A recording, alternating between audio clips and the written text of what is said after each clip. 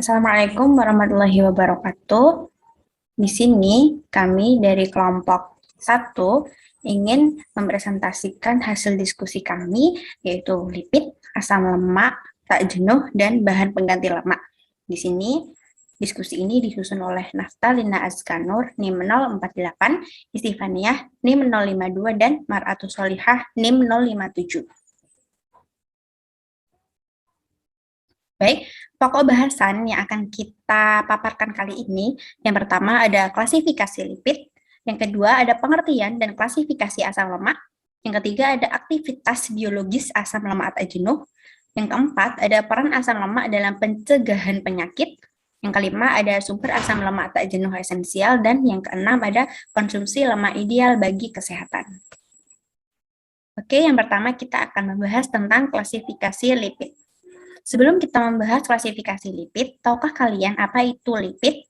Nah, sebelum kita beranjak ke klasifikasi lipid, alangkah baiknya kita harus mengetahui dong pengertian dari lipid itu sendiri. Nah, baik, lipid adalah sekelompok senyawa non-heterogen yang meliputi asam lemak dan turunannya, lemak netral atau trigliserida, fosfolipid, dan serta sterol. Lipid memiliki juga Lipid juga dapat diartikan sebagai kelompok besar biomolekul dengan gugus fungsional karboksil atau COOH atau gugus ester COOR yang tidak dapat larut dalam air, tapi larut dalam larutan nonpolar seperti ester, aseton, bensin, karbon tetraklorida, dan lain sebagainya. Lipid ini merupakan biomolekul yang sangat penting dalam kebutuhan makanan kita, seperti misal trigliserol. Trigliserol ini adalah sumber cadangan kalori yang memiliki energi tinggi. Jika dibandingkan, itu metabolisme karbohidrat dalam protein itu akan menghasilkan energi sekitar 4-5 kcal per gram. Sedangkan dalam trigliserol itu dapat menghasilkan sampai 9 kcal per gram. Nah, berikut ada klasifikasi dari lipid. Nah, klasifikasi dari lipid itu dibagi menjadi 3, berdasarkan sumbernya, berdasarkan dapat atau tidaknya dihidrolisis air atau disaponifikasi, dan yang terakhir ada tidaknya senyawa lain yang bergabung. Nah, berdasarkan sumbernya itu ada 2, yaitu hewani dan nabati. Berdasarkan dapat tidaknya dihidrolisis air atau disaponifikasi itu ada lipida yang dapat disaponifikasi dan lipida yang tidak dapat disaponifikasi. Yang ketiga, terdapat ada tidaknya senyawa lain yang tergabung. Misal ada lipida sederhana, lipida gabungan, dan turunan dari lipid sendiri. Oke, kita bahas satu-satu di sini. Yang pertama ada berdasarkan sumbernya. Kita tahu bahwa hewani maka adalah lipida yang berasal dari hewan. Contohnya lemak hewan dan butter. Nah, yang kedua ada nabati. Namanya nabati berarti berasal dari tumbuhan. Contohnya ada margarin, minyak kelapa, minyak kedelai, dan lain sebagainya. Oke, yang kedua ada berdasarkan dapat tidaknya dihidrolisis air atau disaponifikasi. Yang pertama ada lipid yang dapat disaponifikasi, itu memiliki 1 atau lebih gugus ester. Misalnya ada lilin, lemak netral, dan fosfolipid. Yang kedua ada glikolipid yang tidak dapat disaponifikasi, contohnya adalah steroid. Berarti kita dapat ketahui bahwa steroid itu adalah lipida yang tidak dapat dihidrolisis dengan air. Oke, yang ketiga atau yang terakhir itu adalah lipid yang berdasarkan ada tidaknya senyawa yang tergabung. Nah, itu ada 3, ada lipid sederhana, lipid kompleks, dan turunan lipid. Lipid sederhana itu merupakan ester gugus asam lemak, sering disebut juga sebagai gugus asil dengan molekul alkohol gliserol. Sedangkan lipid kompleks yaitu ester gugus asam lemak dengan molekul alkohol. Lipid kompleks juga berikatan dengan molekul yang lain seperti asam fosfat dan senyawa nitrogen tertentu. Untuk turunan lipid sendiri itu dapat dikelompokkan menjadi beberapa kelompok besar seperti eikosanoid, isoprenoid, badan keton atau keton bodies, dan sebagainya. Yang kedua, kita akan membahas tentang pengertian dan klasifikasi asam lemak. Yang pertama, apa sih asam lemak? Nah, asam lemak merupakan asam organik yang terdiri atas rantai hidrokarbon lurus pada suatu ujungnya itu mempunyai gugus hidroksil atau kepalanya COH dan pada ujung lainnya memiliki gugus metil atau CH3. Asam lemak alami biasanya memiliki rantai dengan jumlah atom karbon genap yang berkisar antara 4 hingga 22 karbon. Nah, asam lemak itu dapat dibedakan berdasarkan tingkat kejenuhan, yaitu asam lemak jenuh atau fatty acid atau SFA, dan asam lemak tak jenuh atau unsaturated fatty acid yang terdiri dari monounsaturated fatty acid atau MUFA dan polyunsaturated fatty acid atau PUFA. Nah, klasifikasi asam lemak sendiri ada dua, berdasarkan panjang rantai atom karbon dan berdasarkan esensialnya. Yang pertama, kita akan membahas tentang klasifikasi berdasarkan rantai atom karbon. Nah, itu ada asam lemak rantai pendek, rantai sedang, rantai panjang, dan rantai sangat panjang. Asam lemak rantai pendek sendiri itu adalah atom yang terdiri dari kurang atau sama dengan 6 atom karbon. Yang kedua, rantai sedang, itu yang terdiri dari 8 sampai 12 atom karbon. Yang ketiga, yaitu ada asam lemak rantai panjang, itu ada 14 sampai 18 atom karbon. Yang kelima ada asam lemak rantai sangat panjang, yaitu lebih dari 20 atom karbon. Oke. Yang kedua ada klasifikasi berdasarkan esensial. Ada dua, sama esensial dan non-esensial. Nah, esensial sendiri itu terdiri dari termasuk lipid tidak jenuh, yaitu linoleat dan linolenat. Linolenat sendiri itu ada ikatan rangkap ya, ada ikatan rangkapnya itu ada 6 atau omega 6, sering disebut dengan omega 6. Asam linolenat sendiri itu yang mempunyai ikatan rangkap 3 atau yang sering disebut dengan omega 3. Oke, tambahan sedikit tentang fungsi lemak dan asam lemak. Misal trigliserida itu sebagai sumber energi, sumber asam lemak esensial, alat angkut vitamin yang larut dalam minyak, penghemat protein, dan lain sebagainya. Ada juga fosfolipid dan kolesterol, itu seperti pembentukan membran sel dan sebagai substrat. Lalu ada ale, yaitu pertumbuhan bayi dan janin, terutama dalam sintesis lipida struktural sel atau otak, membuat jaringan retina mata, dan lain sebagainya. Untuk yang selanjutnya akan dibahas oleh rekan saya. Terima kasih. Baik, pembahasan selanjutnya yaitu mengenai aktivitas biologis oleh asam lemak tak jenuh. Sintesis asam lemak terjadi pada mikrosom melalui proses desaturasi asam lemak. Desaturasi pada mamalia terjadi hanya pada asam lemak dengan 16 rantai atom C. Nah, ikatan rangkap ini pada struktur tersebut selanjutnya disintesis menggunakan enzim dan berubah dari monoenoat menjadi polyenoat dengan penambahan satu atau lebih ikatan rangkap. Nah, menurut Glenn 2004, ikatan rangkap yang terbentuk pada polyenoat tersebut akan membentuk suatu sistem gugus karboksil dengan jarak 3 atom dari ikatan rangkap sebelumnya dengan konfigurasi cis, sehingga struktur yang terbentuk seperti bisa dilihat pada gambar. Nah, contoh aktivitas biologis pada asam lemak tak jenuh yaitu pada sintesis palmiat. Nah, bisa dilihat pada bagan tersebut yaitu pada reaksi 1A. Nah, 1A ini terjadi reaksi asetil-CoA mengikat gugus SH-sistein atau asam yang mengandung gugus S bersama dengan metionina. Nah, kemudian nantinya akan dikatalis oleh asetil transasiase. Nah, selanjutnya itu pada reaksi 1B. Reaksi 1B ini terjadi reaksi malonil-CoA akan berikatan dengan gugus SH di dekatnya pada 4-fosfopantetein ACP di monomer yang lain yang dikatalis oleh enzim malonil transasilase. Nah, sehingga nantinya akan membentuk suatu asil malonil enzim. Kemudian tahapan yang ketiga nantinya gugus asetil menyerang gugus metil di residu malonil yang dikatalis oleh 3 ketoasil sintase dan membebaskan CO2 membentuk 3 ketoasil enzim serta membebaskan gugus SH. Kemudian yang keempat yaitu gugus 3 ketosil akan tereduksi, terhidrasi, dan kembali tereduksi lagi membentuk enzim asil S jenuh. Nah, seluruh tahapan reaksi bisa dilihat pada bagan tersebut, pada bagan 2, 3, 4, dan 5 tersebut. Nah, selanjutnya yaitu fungsi dari asam lemak bagi kesehatan. Asam lemak yang biasa kita kenal yaitu asam lemak omega 3 dan omega 6. Lalu bagaimana fungsi dari masing-masing asam lemak tersebut? Nah, yang pertama yaitu asam lemak omega 3. Nah, omega 3 ini yang pertama berfungsi sebagai pertumbuhan syaraf dan otak. Kenapa omega 3 ini baik untuk pertumbuhan syaraf dan otak? Nah, jadi dulu itu ada riset menggunakan tikus sebagai percobaan pada usia 7-15 hari yaitu pada masa krisis. Nah, kemudian terjadi malnutrisi asam lemak. Nah, alhasil tikus tersebut mengalami penurunan fungsi otak dan syaraf. Itulah mengapa untuk mamalia seperti termasuk manusia juga pada masa krisis ini butuh lebih banyak asupan omega 3 karena bagus untuk pertumbuhan syaraf dan otak. Nah, fungsi yang kedua yaitu omega 3 sebagai penurun kadar kolesterol. Nah, bagaimana mekanismenya? Jadi, omega 3 ini diduga bisa meningkatkan ekskresi steroid pada feses, kemudian bisa merubah komposisi asam lemak yang terdapat pada lipoprotein, sehingga akan mengakibatkan fluiditas lipoprotein akan meningkat dan akan mempengaruhi aktivitas enzim lipolitiknya.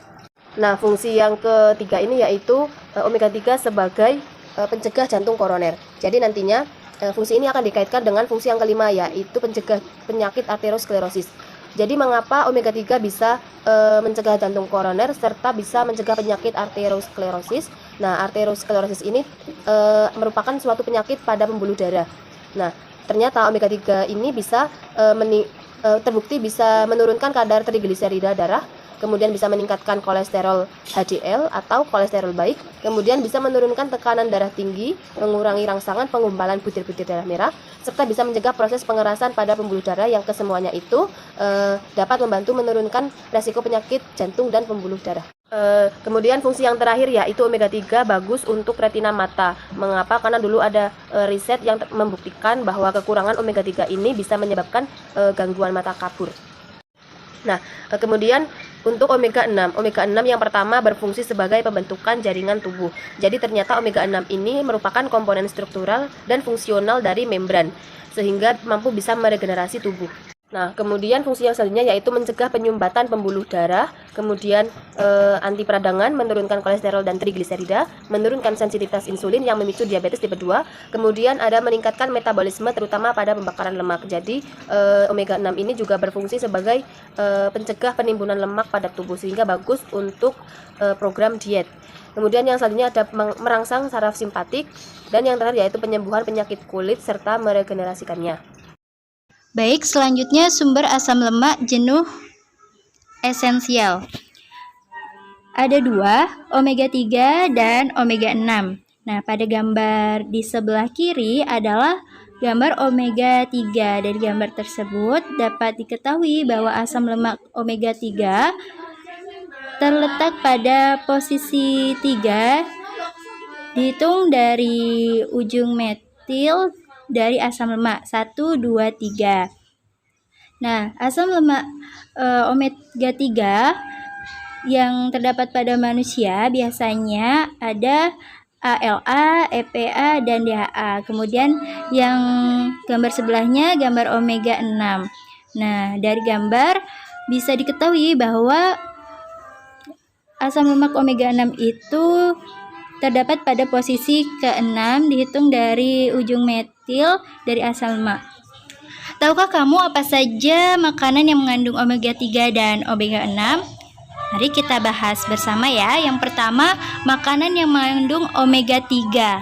Ada ikan salmon, terus minyak sayur yang sering kita ketahui bimoli, ikan makeler, dan kacang walnut. Yang kedua, makanan yang mengandung omega 6. Ada minyak zaitun yang biasanya sering dipakai ya. Kemudian ada minyak bunga matahari, dan yang makanan favorit kita saat kumpul bersama ya, kuaci biji bunga matahari. Dan yang terakhir ada biji labu. Lalu apa itu omega 3?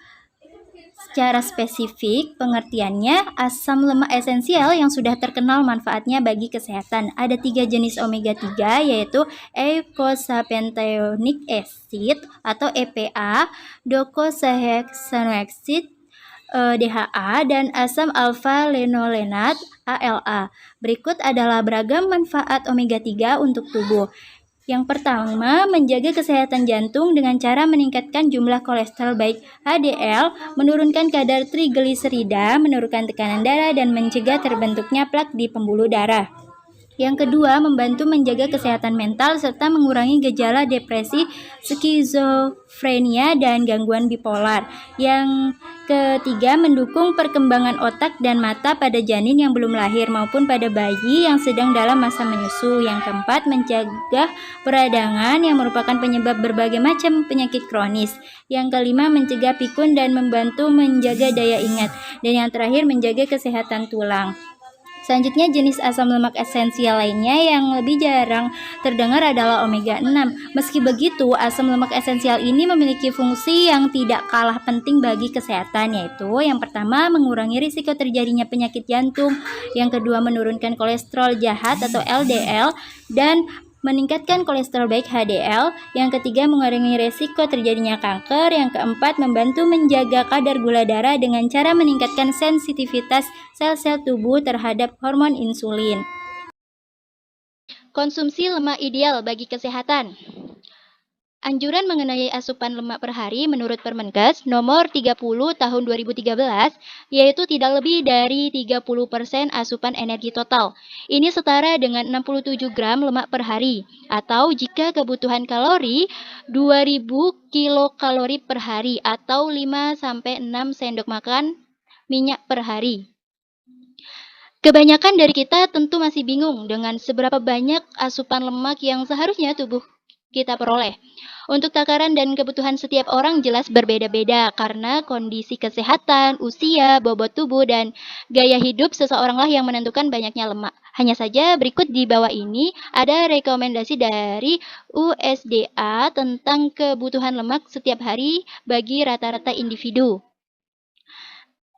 Yang pertama, memberi batasan konsumsi jenis lemak trans sampai 1% saja dari kalori. Artinya, untuk yang melakukan diet 2000 kalori hanya 2 gram lemak yang dibutuhkan tubuh per harinya. Yang kedua, memberi batasan konsumsi jenis lemak jenuh sampai tak lebih dari 10% atau bahkan kurang dari itu dari total kalori. Untuk diet 20 kalori, maka 200 kalori lemak yang perlu masuk ke dalam tubuh. Yang ketiga, menjaga kestabilan konsumsi lemak yang banyaknya total hanya 20-35% dari jumlah kalori yang masuk ke dalam tubuh. Dari anak bayi hingga orang dewasa memiliki kebutuhan lemak yang beragam dan berbeda antara satu sama lain. Berikut adalah kebutuhan harian yang kiranya dapat terpenuhi dengan baik.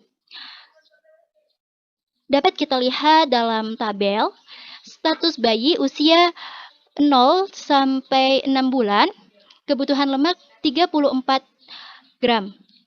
Status bayi usia 7 sampai 11 bulan, kebutuhan lemak 36 gram. Status anak usia 1 sampai 3 tahun, kebutuhan lemak 44 gram. Status anak usia 4 sampai 6 tahun, kebutuhan lemaknya 62 gram. Status anak usia 7 sampai 9 tahun, kebutuhan lemak 72 gram. Status perempuan usia 10 sampai 12 tahun, kebutuhan lemak 67 gram.